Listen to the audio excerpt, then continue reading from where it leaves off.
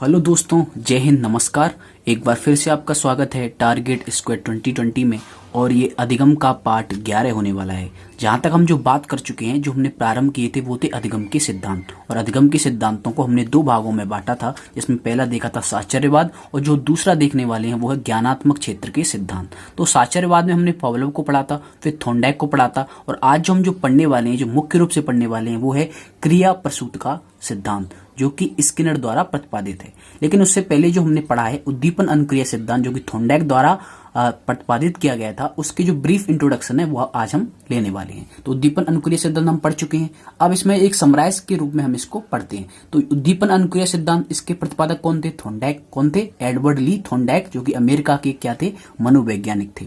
अब बात आती है आपको उपनाम याद रखने। इसके जो उपनाम है वो कौन कौन से थे, मैंने बताए थे। प्रयास व त्रुटि का सिद्धांत, प्रयत्न व भूल का सिद्धांत, संयोजनवाद, संबंधवाद, बंध का सिद्धांत, ये सब क्या है? उद्दीपन अनुक्रिया सिद्धांत की क्या है? उपनाम है। तो उपनाम से कभी कभी प्रश्न आ जाता है, तो आपको याद रखने उपनाम इसके याद रखने। संयोजनवाद हुआ, संबंधवाद हुआ, बंध का सिद्धांत हुआ, या प्रयत्न व भूल का सिद्धांत हुआ, प्रयास व त्रुटि का सिद्धांत हुआ, ये सब उद्दीपन अनुक्रिया सिद्धांत के उपनाम है।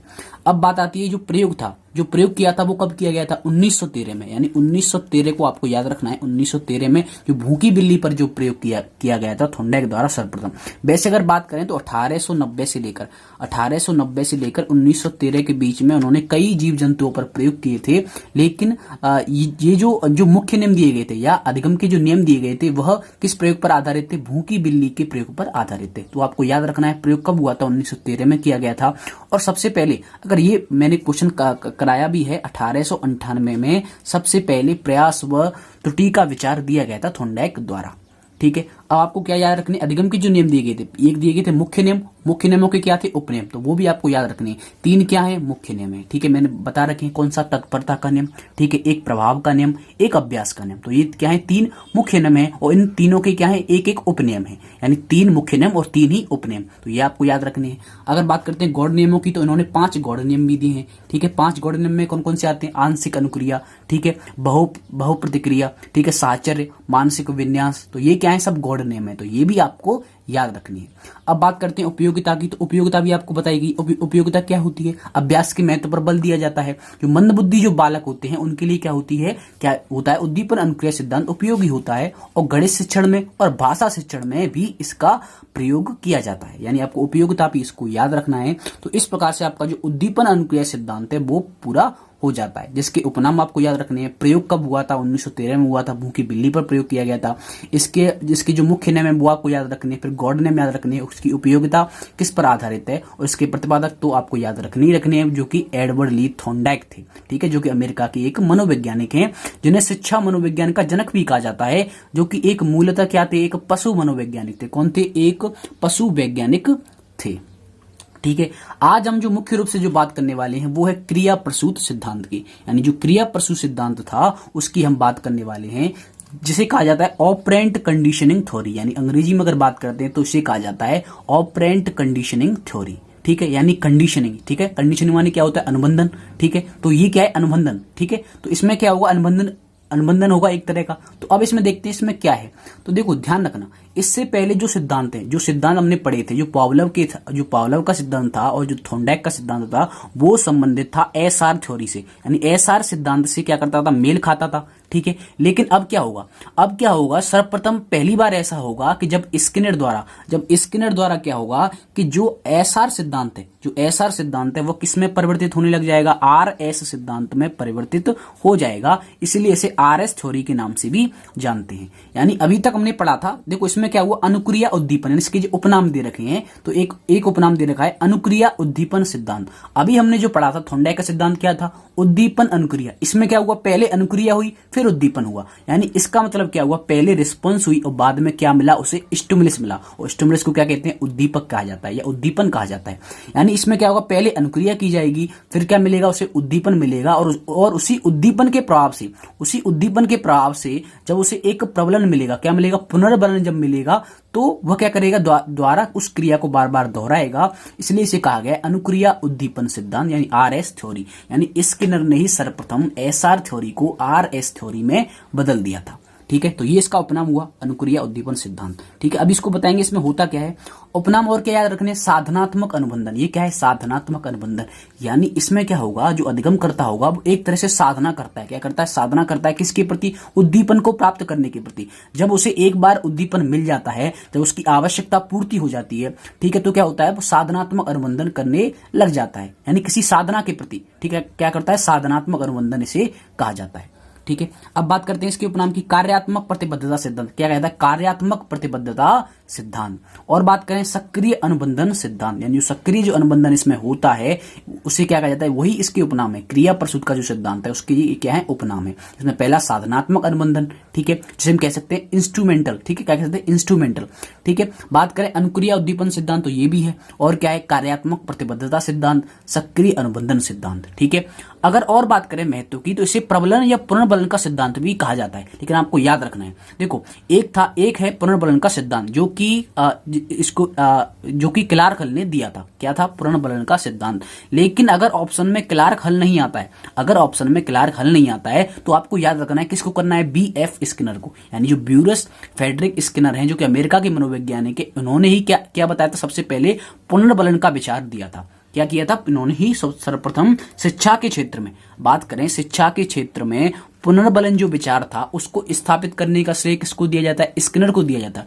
यानी अगर बात करें, देखो 1915 में जो कि क्लार्क हल थे, उन्होंने एक सिद्धांत दिया था पुनर्बलन का सिद्धांत। जो पुनर्बलन का सिद्धांत था वो जो थॉर्नडाइक का सिद्धांत था या जो पावलोव का सिद्धांत था उसका कुछ मिश्रण माना जाता है। यानी थॉर्नडाइक के सिद्धांत में जो प्रभाव का नियम था और जो पावलोव का शास्त्रीय अनुबंधन था उसका मिश्रण माना जाता है, जो कि उन्होंने 1915 में अपनी पुस्तक में प्रकाशित किया था। तो ये था पुनर्बलन का सिद्धांत, जिसे हम आवश्यकता पूर्ति भी कहते हैं। ठीक है, आवश्यकता पूर्ति का सिद्धांत। ठीक है, तो इसमें पुनर्बलन पर महत्व दिया गया था। लेकिन अगर बात करते हैं शिक्षा के क्षेत्र में पुनर्बलन का जो विचार दिया था सर्वप्रथम किसने दिया था, स्किनर ने दिया था। वो भी कैसा पुनर्बलन, तत्काल पुनर्बलन, यानी तत्काल क्या की जाए, प्रतिपुष्टि की जाए।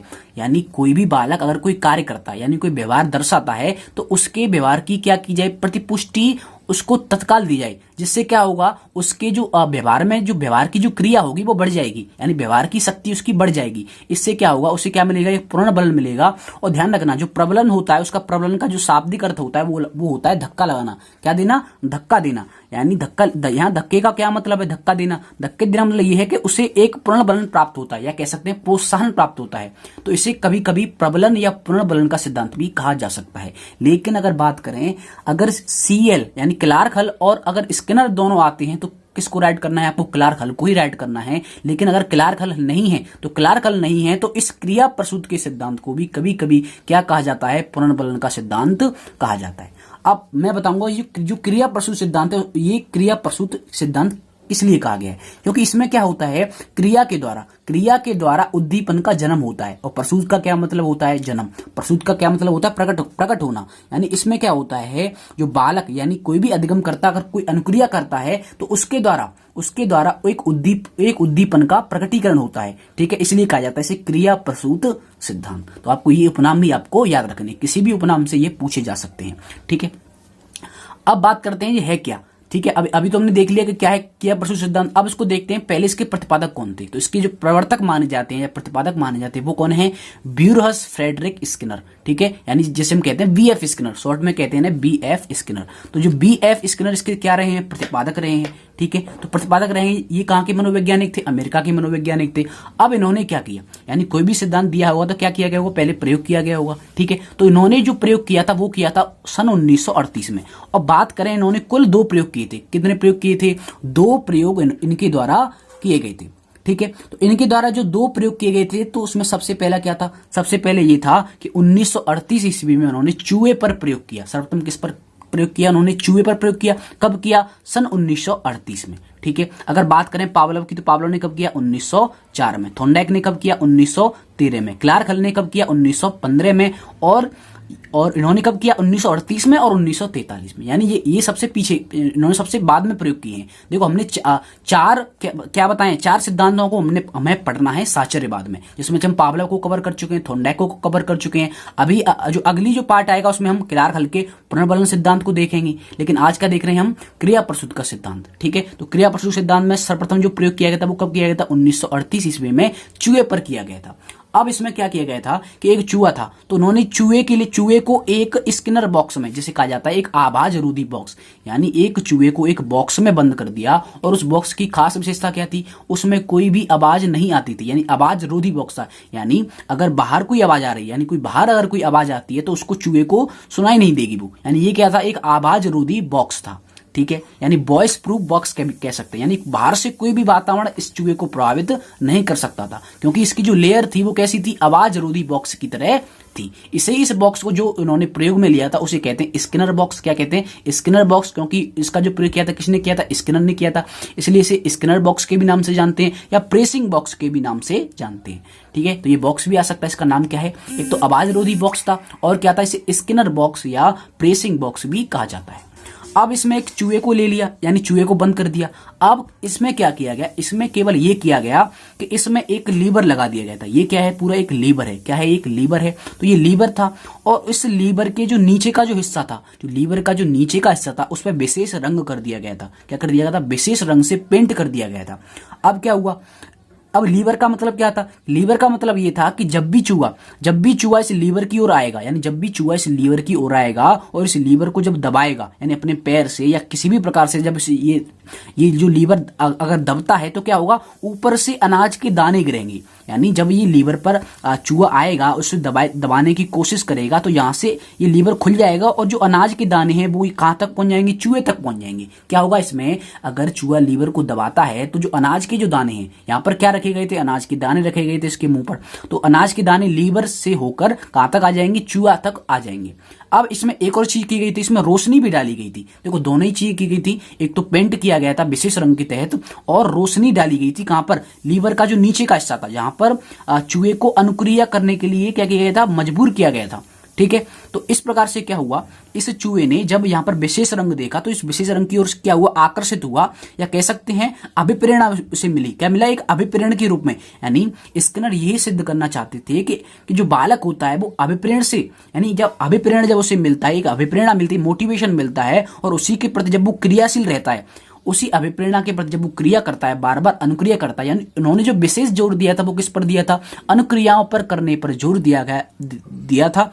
और उन्हीं अनुक्रियाओं के तहत उसे क्या प्राप्त होगा? भोजन प्राप्त हो जाएगा, यानी अनाज के दाने मिल जाएंगे। और जब उसे अनाज के दाने मिल जाएंगे तो इसे क्या मिलेगा? उसे एक प्रोत्साहन मिल जाएगा। क्या मिलेगा? एक पुनर्बलन मिल जाएगा। ठीक है, और उसी पुनर्बलन के प्रति एक उसे चूहे में संतोष का भाव आएगा, और उसी संतोष के भाव से क्या करेगा? वो बार बार अनुक्रिया करने लग जाएगा। क्यों अनुक्रिया कर रहा है? क्योंकि उससे क्या मिल रहा है? पुनर्बलन मिल जाए, और वो भी तत्काल। यानी उसने लीवर दबाया, तुरंत ही अनाज के दाने मिल गए। इसका मतलब क्या हुआ कि जब वो अनुक्रिया कर रहा है तो उद्दीपन का क्या हो रहा है? जन्म हो रहा है। क्या हो रहा है? उद्दीपन का जन्म हो रहा है। देखो स्किनर जो प्रूफ करना चाहते थे वो यही करना चाहते थे कि कोई अज्ञात उद्दीपक है। अगर बात करें थोंडाइक की, तो थोंडाइक ने जो उद्दीपन लिया था वो कैसा था? ज्ञात था, यानी बिल्ली को भोजन दिखाई दे रहा था, तभी तो वो क्या कर रही थी? क्रिया कर रही थी। लेकिन क्या चूहे को भोजन दिखाई दे रहा था? क्या अनाज के दाने दिखाई दे रहे थे? बिल्कुल नहीं दिखाई दे रहे थे।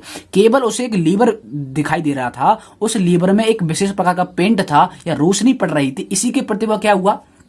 ठीक है, तो इसी के प्रति आकर उसने लीवर दबाया और उसे भोजन के दाने प्राप्त हो गए। इसका मतलब क्या हुआ? यहां पर जो अज्ञात उद्दीपक है वो कहें अनाज के दाने, और उसी अज्ञात उद्दीपक के प्रति जो उसने अनुक्रिया की है, जो अज्ञात उद्दीपक के प्रति जो अनुक्रिया हुई है उसे हम कहते हैं उत्सर्जित अनुक्रिया। क्या कहते हैं? उत्सर्जित अनुक्रिया कहा जाता है। देखो उन्होंने 2 प्रकार की अनुक्रिया बताई थी, अभी हम बाद में बात करेंगे कौन सी 2 अब वो अनुक्रिया थी। एक तो कहलाती है प्रकाशिक अनुक्रिया, और एक कहलाती है उत्सर्जित अनुक्रिया। तो उत्सर्जित जो अनुक्रिया हुई थी वह क्या हुई थी? अज्ञात उद्दीपक के प्रति उन्होंने उत्सर्जित अनुक्रिया को बताया था। ठीक है, तो इस प्रकार से एक प्रयोग उनका सिद्ध हो गया। ठीक है, इसमें क्या किया था? चूहे को एक स्किनर बॉक्स में रखा गया था। चूहे ने लीवर के प्रति आकर्षित होकर क्या की? अनुक्रिया की। तो जब अनुक्रिया की तो अनुक्रिया से क्या मिला? उसे एक उद्दीपन मिला, और उसी उद्दीपन के प्रभाव से बार बार वह इसी क्रिया को दोहराता रहा। अब बात करते हैं सन 1943 की, यानी 1938 में तो ये प्रयोग किया, और 1938 के प्रयोग से क्या हुआ, 1938 के प्रयोग से उन्हें यह बात सिद्ध आ गई कि जब तत्काल पुनर्बलन दिया जाता है, जब तत्काल पुनर्बलन दिया जाता है तो इससे क्या होता है, बालक के व्यवहार की शक्ति बढ़ जाती है, कई गुना बढ़ जाती है। और इसी का श्रेय जाता है कि शिक्षा के क्षेत्र में जो तत्काल पुनर्बलन का जो विचार दिया वो सर्वप्रथम स्किनर द्वारा दिया गया। ठीक है, अब बात करते हैं 1943 में। तो 1943 में किस पर प्रयोग किया, कबूतर पर उन्होंने प्रयोग किया। किस पर प्रयोग किया, कबूतर पर प्रयोग किया, और कबूतर पर उसी प्रकार से प्रयोग किया जिस प्रकार से यहां पर किया गया था, यानी कबूतर को भी एक बॉक्स में रखा गया और इसमें क्या किया था, बार बार उन क्रियाओं को बार बार दोहरा गया। यानी यहां तो क्या किया गया था, एक और लीवर लगाया गया था, लेकिन इस कबूतर के दोनों ओर लीवर लगाया गया। यानी वो देखना चाहते थे क्या केवल एक ही बार वो क्रिया को दोहराएगा, लेकिन उन्होंने बार बार उस क्रिया को दोहराने के लिए उसका कबूतर को मजबूर किया। तो इसमें दोनों ओर लीवर लगाए गए थे। अब यानी जिस प्रकार से यहां पर अनाज के दाने रखे गए थे, ऐसे ही अनाज के दाने यहां पर रखे गए। तो जब अनाज के दाने रखे गए, यहां पर क्या था, लीवर था, लीवर पर क्या था, विशेष रंग था, और यहां से रोशनी भी डाली जा रही थी, यानी रोशनी डाली जा रही थी। तो इस रोशनी को देखकर जो कबूतर था, तो कबूतर अपनी चोंच मारने लगा। क्या मारने लगा, अपनी चोंच मारने लगा इस जगह पर। यहाँ जो विशेष रंग था या कह सकते हैं जो रोशनी आ रही थी, तो उस रोशनी से उससे क्या हुआ, एक आकर्षण पैदा हुआ, और इसके कारण वो यहां पर आया। जब यहां पर दबाया उसने, तो अनाज के दाने उससे फिर प्राप्त हो गई। क्या हुआ, अनाज के दाने उसे प्राप्त हो गए। यानी अब उसी क्रिया को बार बार दोहराया गया।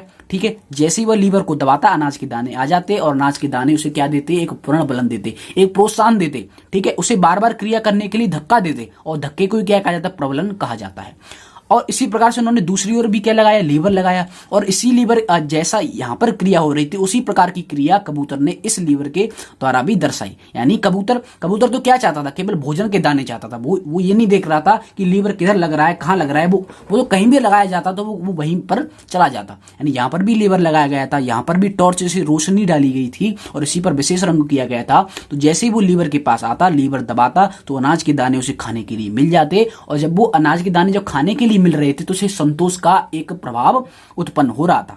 ठीक है, तो इस प्रकार से ये क्या था, जो स्किनर था उसका ये प्रयोग था। यानी पहला 1938, दूसरा 1943 में कबूतर पर किया गया था।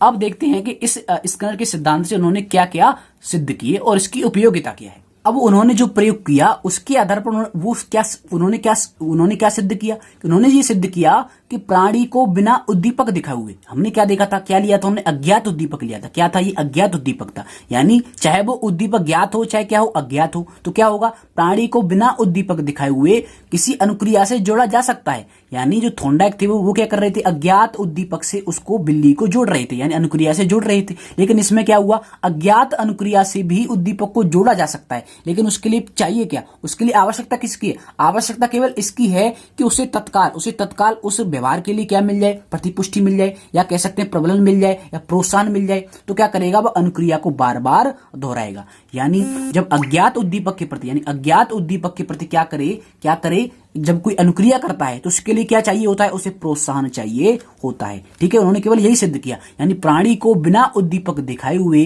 किसी भी अनुक्रिया से जोड़ा जा सकता है, या किसी अज्ञात उद्दीपक के प्रति अनुक्रिया करने पर यानी व्यवहार करने पर जोड़ा जा सकता है। लेकिन उसके लिए आवश्यकता किसकी है, आवश्यकता केवल उसे तत्काल प्रतिपुष्टि की है, प्रबलन की है, या प्रोत्साहन की है। ठीक है, अब इसी के आधार पर उन्होंने दो प्रकार की अनुक्रियाओं का वर्णन किया है। अभी मैंने बताया था, एक होती है उत्सर्जित अनुक्रिया, एक होती है प्रकाशित अनुक्रिया। तो प्रकाशित अनुक्रिया क्या थी, प्रकाशित अनुक्रिया वो थी जो कि एसआर के सिद्धांत का पालन कर रही थी। यानी जो एसआर के सिद्धांत हमने जो देखे थे, जो दो देखे थे, ठीक है, एसआर के जो सिद्धांत थे उसमें क्या हो रहा था, एसआर के सिद्धांत में क्या हो रहा था, पहले उद्दीपन दिखाया जा रहा था, फिर क्या हो रही थी, क्रिया हो रही थी, यानी ज्ञात उद्दीपक था। यानी एसआर के सिद्धांत में पहले क्या था, ज्ञात उद्दीपक था, उसके प्रति जो व्यवहार हो रहा था या जो अनुक्रिया हो रही थी उसे क्या कहा जाता है, प्रकाशित अनुक्रिया कहा जाता है। लेकिन उन्होंने दूसरी प्रकार की अनुक्रिया पर भी जोर दिया, जो कि क्या थी, उत्सर्जित अनुक्रिया। इन्होंने इसी अनुक्रिया को सिद्ध करने के लिए प्रयोग किया था। इसमें उन्होंने क्या बताया था कि यहां पर क्या होता है, पहले अनुक्रिया की जाती है, और उसी क्रिया के द्वारा किसका जन्म होता है, उद्दीपन का जन्म होता है। इस कारण वह व्यवहार को द्वारा यानी पुनः पुनः दोहराता है। यानी प्रकाशित अनुक्रिया को कह सकते हैं उद्दीपन प्रसूत, इसमें क्या होता है, उद्दीपन क्या करता है, उद्दीपन क्या करता है, उस क्रिया को क्या करता है, जन्म देता है। प्रसूत माने क्या होता है, जन्म देना या प्रकट करना, यानी उद्दीपन क्या करेगा, क्रिया को प्रकट करेगा। लेकिन यहां पर क्या है, क्रिया किसको प्रकट करेगी, उद्दीपन को प्रकट करेगी, यानी इसे उद्दीपन प्रसूत क्रिया भी कह सकते हैं, या इसे क्रिया प्रसूत अनुक्रिया भी कहा जा सकता है। यानी दो प्रकार की अनुक्रिया, प्रकाशित अनुक्रिया और एक होती है उत्सर्जित अनुक्रिया। और उत्सर्जित अनुक्रिया होती है वो किसके प्रति होती है, अज्ञात उद्दीपक के प्रति अनुक्रिया होती है। अब क्या हुआ, इसका मतलब ये हुआ कि जो पहले से जो प्रचलन में जो एसआर जो सिद्धांत था वह किस में बदल गया, आरएस सिद्धांत में बदल गया। यानी जो स्टिमुलस रिस्पांस थ्योरी थी वह किस में बदल गई, पहले रिस्पांस फिर स्टिमुलस थ्योरी में बदल गई। उसका श्रेय किसको दिया जाता है, बीएफ स्किनर को ही दिया जाता है। ठीक है, आगे बात समझ में। अब देखते हैं इसकी उपयोगिता, यानी जो प्रयोग किया गया था उसकी हम शिक्षा के क्षेत्र में क्या क्या उपयोगिता है, आज के युग में उसकी उपयोगिता क्या है। तो आज के युग में उसकी उपयोगिता क्या है कि कंप्यूटर पर जो टंकड़ की शिक्षा आज के जमाने में दी जा रही है, यानी कंप्यूटर जो प्रशिक्षण दिया जा रहा है, या टंकड़ यानी टाइपिंग की जो टाइपिंग की शिक्षा दी जाती है वह इसी सिद्धांत पर आधारित है। क्योंकि इसमें बार बार जो अधिगम करता होता है वह बार बार अनुक्रिया करता है, और बार बार जब अनुक्रिया करता है तब उसे कहीं जाकर क्या मिलती है, एक सफलता प्राप्त होती है, और उसी सफलता के प्रति वह प्रोत्साहित होकर क्या करता है, बार बार अनुक्रिया करता है, और इसी अभ्यास के द्वारा वह कंप्यूटर भी सीख जाता है, टंकड़ करना भी सीख जाता है। किस पर आधारित है, केवल टाइपिंग पर। यानी जो टाइपिंग थी वह किस पर आधारित है, केवल अभ्यास पर आधारित है। अभ्यास क्यों कर रहा है, बार बार अनुक्रिया करने पर, अनुक्रिया करने पर उसे जो प्रोत्साहन मिल रहा है, जो संतोष का जो प्रभाव मिल रहा है, उसके कारण वो क्या कर रहा है, वह इस कंप्यूटर का प्रशिक्षण ले रहा है और टंकर का प्रशिक्षण ले रहा है। यानी कंप्यूटर व टंकर की शिक्षा किस सिद्धांत पर आधारित है, यानी इसकी क्या हुई, उपयोगिता हुई। यानी उपयोगिता आज के जमाने में क्या है, कंप्यूटर शिक्षा जो दी जा रही है, जो टंकर की शिक्षा दी जा रही है, वह किस सिद्धांत पर आधारित है, क्रिया प्रसूत के सिद्धांत पर आधारित है। बात करें सन 1954 में, यानी क्या हुआ था, स्किनर ने 1950 में इस प्रयोग के आधार पर एक शिक्षण मशीन का क्या किया था, आविष्कार किया था। यानी इन्होंने एक शिक्षण मशीन बनाई थी, एक यांत्रिक यंत्र बनाया था। उसमें क्या होता था, उसमें यह होता था कि बालक के प्रति, यानी बालक के सामने कोई सवालों का एक क्या रखा जाता, एक ब्यौरा रखा जाता था। यानी उन सवालों को रखा जाता था, और उन्हीं सवालों के जो हल थे, यानी उन सवालों का जो हल था उसे तुरंत ही मिल जाता था। यानी जो इन सवालों का जो मूल्यांकन था उसे तुरंत प्राप्त हो जाता था, यानी तुरंत प्रतिपुष्टि उसे प्राप्त हो जाती थी इस यंत्र द्वारा। तो इस यंत्र को क्या कहा, शिक्षण मशीन कहा जाता है। तो इसी शिक्षण मशीन के आधार पर क्या हुआ, 1954 में अभिक्रमित अनुदेशन की शुरुआत मानी जाती है। यानी जो अभिक्रमित अनुदेशन होता है, यानी अभिक्रमित अनुदेशन क्या होता है, अभिक्रमित अनुदेशन क्या होता है कि जब एक प्रश्नों की श्रृंखला होती है तो उस प्रश्नों की श्रृंखला में क्या होता है, जो बालकों की जो मूल्यांकन की जो प्रक्रिया होती है वो तुरंत उन्हें प्राप्त हो जाती है। मान के चलो कोई बालक है और उस बालक के सामने कुछ प्रश्न रखे गए और उन प्रश्नों का हल बालक को बार बार मिल रहा है, यानी जैसे उसने कोई प्रश्न हल किया उसका जो उसका मूल्यांकन था वो तुरंत हो गया। इसका मतलब क्या हुआ, यानी कोई बालक के सामने कोई प्रश्न रखा गया, उसने कोई उत्तर दिया, अगर वो उत्तर सही है तो इसका मतलब क्या हुआ, उसे प्रतिपुष्टि मिल गई सही की। अगर गलत है तो किसकी मिल गई, नहीं की। यानी जब उसे प्रतिपुष्टि मिली सही की तो उसके क्या मिला, उसे प्रोत्साहन मिला कि जब उस बालक का उत्तर सही हो गया तो उसे प्रोत्साहन मिला और वह अगले प्रश्न की ओर बढ़ने लगा। ठीक है, और जब नकारात्मक प्रतिपुष्टि मिली तो उसे थोड़ा क्या हुआ, थोड़ा डाउन महसूस हुआ। लेकिन इसमें क्या होगा, नकारात्मक प्रतिपुष्टि के साथ साथ उसे ये कारण भी बताया जाएगा कि वह प्रश्न किस प्रकार से गलत हुआ।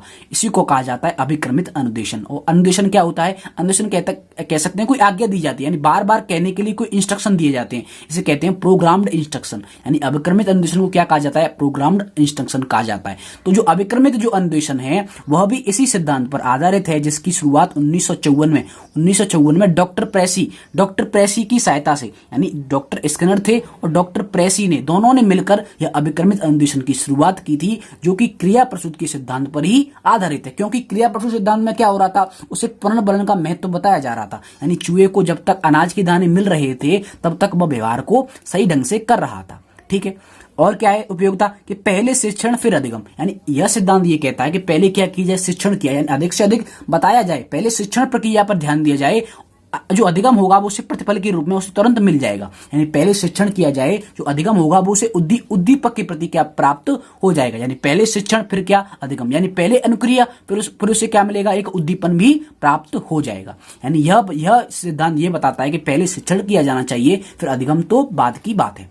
ठीक है, अब बात करते हैं वांछित व्यवहार का सृजन करने में। यानी अगर कोई जो शिक्षक है, अगर वो किसी बालक से वांछित व्यवहार चाहता है, यानी जैसा शिक्षक चाहता है कि बालक इस प्रकार का व्यवहार करे, तो वो क्या करेगा, जो पुरस्कार होगा, इसमें देखो दो चीज आती, एक आती पुरस्कार, एक आता है दंड। यानी स्किनर ने किस पर जोर दिया? पुरस्कार और दंड पर। यानी अगर उसे पुरस्कार प्राप्त होता है तो बार बार क्रिया को दोहराएगा, और उसे दंड मिलता है तो वह उस क्रिया को करने में क्या करेगा? संकुचित हो जाएगा, यानी उसे नहीं करेगा। क्या करेगा? वो सकुचाएगा। ठीक है, इसका मतलब क्या हुआ? उसे बार बार पुरस्कार दिया जाएगा। यानी अगर शिक्षक भी चाहता है, अगर शिक्षक चाहता है कि वह क्या करे? वांछित व्यवहार करे बालक, तो क्या करेगा? वह जो पुरस्कार यानी जो प्रोत्साहन दिया जा रहा है उस पर क्या करेगा? नियंत्रण करेगा। यानी अगर जो प्रोत्साहन है या पुनर्बलन है, पुनर्बलन पर नियंत्रण करके बालक से कोई भी वांछित व्यवहार प्राप्त किया जा सकता है। और ये कहाँ का उपयोगी होता है? जो क्या होते हैं जटिल व्यवहार वाले, यानी जटिल व्यवहार वाले जो बालक होते हैं या जो मानसिक रोगी जो बालक होते हैं, उनसे अगर कोई शिक्षक वांछित व्यवहार करवाना चाहता है तो वह क्या करेगा? उन्हें पुनर्बलन देकर उस कार्य के लिए जो वांछित व्यवहार जो चाहता है वह उससे प्राप्त कर सकता है। इसका मतलब क्या हुआ? ये क्या हुआ? वांछित व्यवहार का सृजन करने में यह जो सिद्धांत है वो क्या है? बहुत ही उपयोगी है। अब बात करते हैं बालकों के शब्द भंडार में वृद्धि में भी इसका उपयोग किया जाता है। यानी बालकों को शब्द भंडार में वृद्धि, यानी जब बालकों की शब्द भंडार में वृद्धि होती है तो इसी सिद्धांत के आधार पर होती है। यानी बालकों को क्या बताया जाता है? बालकों को ज्यादा से ज्यादा शब्दावली के लिए क्या किया जाता है? प्रोत्साहित किया जाता है। और जब बालक बार बार उस शब्दावली को दोहराते हैं या जब उन्हें उनका अधिगम हो जाता है तो क्या मिल रहा है? एक प्रोत्साहन सा मिलता है। यानी किसी बालक ने किसी निश्चित वर्णमाला को क्या किया? याद किया। यानी उन्होंने एक वर्णमाला को याद किया, जैसे ए याद किया, बी याद किया, एबीसीडी याद कर लिया उन्होंने। और जब एबीसीडी को याद कर लिया तो उनका प्रयोग कब उन्होंने किस में किया? एक पुस्तक को पढ़ने में किया। और जब उन्हें बार बार प्रोत्साहन मिलेगा कि जो हमने याद किया था उसका फायदा मिल रहा है, यानी उसका पुरस्कार मिल रहा है, तो उस पुरस्कार के आधार पर क्या होगा? बालकों की शब्द भंडार में भी वृद्धि की जा सकती है। यानी इस प्रकार से जो स्किनर का सिद्धांत है वो इसकी क्या है? उपयोगिता है। ठीक है, इस प्रकार से आपको याद रखना है कि ये प्रयोग कब किया गया था, किस पर प्रयोग किया गया था, इसके उपनाम क्या है, इसमें जो अनुक्रिया दी गई थी वो किस प्रकार से दी गई थी। एक थी प्रकाशित अनुक्रिया, एक थी उत्सर्जित अनुक्रिया, और इसकी उपयोगिता भी आपको याद रखनी है। ठीक है, अब हम जो अंतिम जो हमारा सिद्धांत है, जो कि साचर्यवाद का क्या है? अंतिम सिद्धांत है, वो क्या है? पुनर्बलन का सिद्धांत। और जो पुनर्बलन का सिद्धांत है वो किसके द्वारा दिया गया था? इसके जो प्रवर्तक माने जाते हैं वो माने जाते हैं क्लार्क लियोनार्ड हिल, यानी CL हल। क्या माने जाते हैं? जो क्लार्क हल है, जो कि अमेरिका के ही क्या है? मनोवैज्ञानिक है। उन्होंने पुनर्बलन का सिद्धांत दिया है। और ये सिद्धांत कब दिया गया था? अमेरिका के वैज्ञानिक थे, उन्होंने 1915 में उनकी एक पुस्तक थी प्रिंसिपल्स ऑफ बिहेवियर, यानी प्रिंसिपल ऑफ बिहेवियर में इस प्रयोग का क्या हुआ था? प्रकाशन हुआ था। और इसमें बाद में संशोधन भी किए गए। इसमें बाद में संशोधन भी किए गए। एक संशोधन किया गया 1930 में और एक किया गया था 1951 में। दो क्या हुए थे? संशोधन हुए थे। ठीक है, लेकिन आज के लिए इतना ही जानते हैं कि जो पुनर्बलन का सिद्धांत है वो क्या है, जिसको जो बाद में पढ़ेंगे, अगली जो सीरीज आएगी उसमें हम पढ़ने वाले हैं। लेकिन इसमें क्या देखा है? पुनर्बलन का जो सिद्धांत है उसे क्या कहा जाता है? प्रबलन का सिद्धांत। क्या कहा जाता है? प्रबलन का सिद्धांत कहा जाता है। देखो, जो क्लार्क हल थे उन्होंने क्या किया था? क्लार्क हल ने केवल क्या बताया था कि जो थॉर्नडाइक का जो सिद्धांत था, यानी जो थॉर्नडाइक का सिद्धांत था उसमें कुछ कमी बताते हुए उसमें कुछ कमियां बताई। उसमें कमियां ये बताई गई कि जो बिल्ली जो अनुक्रिया कर रही थी, जो बिल्ली थी वो अनुक्रिया कर रही थी किसको देखकर? भोजन के प्रति देखकर। यानी इसमें थॉर्नडाइक ने क्या बताया था कि उद्दीपन के प्रति क्या होती है? अनुक्रिया होती है। यानी जब बिल्ली उद्दीपन को देखती है तो क्या होती है? अनुक्रिया होती है। लेकिन क्लार्क हल ने यह बताया कि कोई भी अगर कोई अनुक्रिया कर रहा है तो वो किसके प्रति कर रहा है? किसी उद्दीपन के प्रति नहीं कर रहा, बल्कि वह अपनी आवश्यकता की पूर्ति के लिए कर रहा है। यानी अगर उसकी आवश्यकता शांत हो जाती है, अगर आवश्यकता की पूर्ति हो जाती है तो वह काम करना बंद कर देगा। तो थॉर्नडाइक में कुछ कमी बताते हुए इस सिद्धांत को उन्होंने प्रतिपादित किया था, जिसे हम कहते हैं प्रबलन का सिद्धांत। यानी अगर मैंने बताया था जो क्रिया प्रस्तुत का सिद्धांत है उसे भी प्रबलन या पुनर्बलन का सिद्धांत कहा जाता है। लेकिन अगर ऑप्शन में अगर स्किनर नहीं है, या कह सकते हैं क्लार्क हल नहीं है, तो हम स्किनर को करेंगे। लेकिन अगर दोनों हैं तो किसको करेंगे? हम CL हल को करेंगे, क्योंकि इनका जो सिद्धांत था वो इसी नाम से प्रतिपादित है, यानी पुनर्बलन का सिद्धांत। ठीक है, तो इसमें क्या होता है? तो इसमें क्या बताया गया था? जो क्लार्क हल का जो सिद्धांत था वो माना जाता है जो थॉर्नडाइक का जो प्रभाव का नियम था। और थॉर्नडाइक का प्रभाव का नियम क्या था? थॉर्नडाइक का जो प्रभाव का नियम था वो था मुख्य नियमों से। तो मुख्य नियमों से क्या था? प्रभाव का नियम था। तो इसमें क्या किया था? या अधिगमकर्ता को किसी व्यवहार का जब परिणाम प्राप्त होता है तो वो क्या होता है? दो तरीके से होता है। या तो कैसा मिलेगा? सकारात्मक परिणाम मिलेगा, या कैसा मिलेगा? नकारात्मक परिणाम मिलेगा। और जब उसे सकारात्मक परिणाम मिलता है तो वह उस व्यवहार को करने के लिए क्या हो जाता है? उसे क्या मिल जाता है, एक पूर्ण बल मिल जाता है, यानी संतोष प्राप्त होता है। उसी संतोष के तहत वो अपनी आवश्यकता को पूर्ति करने के लिए वह व्यवहार करता है, यानी इसे कहा जाता है प्रबलन का सिद्धांत। और क्या कहते हैं, सबलीकरण का सिद्धांत, प्रणालीबद्ध व्यवहार। यानी प्रणालीबद्ध व्यवहार का क्या मतलब है, प्रणालीबद्ध व्यवहार का मतलब ये है, जैसे मान के चलो कोई बालक है, किसी बालक को प्यास लगी हुई है, क्या लगी हुई है, प्यास लगी हुई है, यानी बालक क्या कर रहा है, सुबह से पढ़ रहा है, मान के चलो सुबह से क्या कर रहा है, अधिगम कर रहा है, और तो अधिगम कर रहा है तो धीरे धीरे उसके क्या होगा, जो एनर्जी लेवल होगा वो डाउन होगा, तो उसे क्या लगी, प्यास लगी, क्या लगी, उसे प्यास की अनुभूति हुई, तो उसी प्यास की आवश्यकता को पूर्ति करने के लिए उसने क्या किया, पानी पिया। इसका मतलब क्या हुआ, इसमें जो भी कोई अधिगम करता होगा वो अपनी आवश्यकता की पूर्ति के लिए, यानी अपने चालक को शांत करने के लिए, जो चालक जो उसमें पैदा हुआ है, जो उसमें प्यास पैदा हुई है, प्यास यहाँ पर क्या है, एक चालक है, तो उस चालक को शांत करने के लिए वो क्या करेगा, वो आवश्यकता की पूर्ति करेगा, और उस आवश्यकता की पूर्ति के लिए वह एक प्रणालीबद्ध यानी क्रमबद्ध व्यवहार करेगा, यानी जैसा वो चाहता है वैसा वो व्यवहार करता है, प्रणालीबद्ध व्यवहार करता है, क्रमबद्ध व्यवहार करता है, इसलिए इसे प्रणालीबद्ध व्यवहार सिद्धांत कहा जाता है, क्रमबद्ध व्यवहार सिद्धांत भी कहा जा सकता है। और बात करें चालक नियोजन, इसमें क्या होता है, चालक का नियोजन किया जाता है, चालक नियोजन या यथार्थ या संपोषक सिद्धांत भी इसे कहा जाता है, या उद्देश्यपूर्ण व्यवहार सिद्धांत भी कहा जाता है, यानी अपने उद्देश्य की पूर्ति के लिए।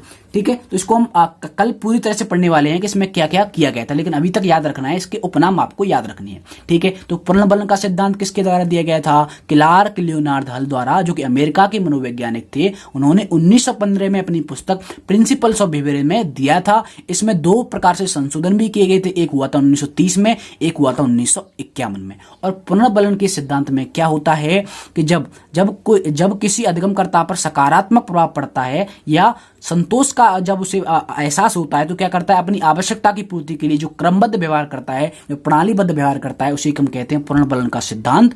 इसमें क्या होता है, इसे कह सकते हैं प्रबलन का सिद्धांत, इसे कहते हैं सबलीकरण का सिद्धांत, प्रणालीबद्ध व्यवहार, क्रमबद्ध व्यवहार, चालक नियोजन, उद्देश्यपूर्ण व्यवहार या परिष्कृत सिद्धांत, क्या कह सकते हैं, परिष्कृत व्यवहार सिद्धांत। तो इस प्रकार से आपको याद रखना है, पूर्ण बलन के सिद्धांत के जो उपनाम है उसको भी आपको नोट करना है। ठीक है, तो तब तक के लिए आपका बहुत बहुत धन्यवाद। इसको शेयर कीजिए, इसको लाइक कीजिए, और जो चैनल है उसको आप सब्सक्राइब भी कर लीजिए।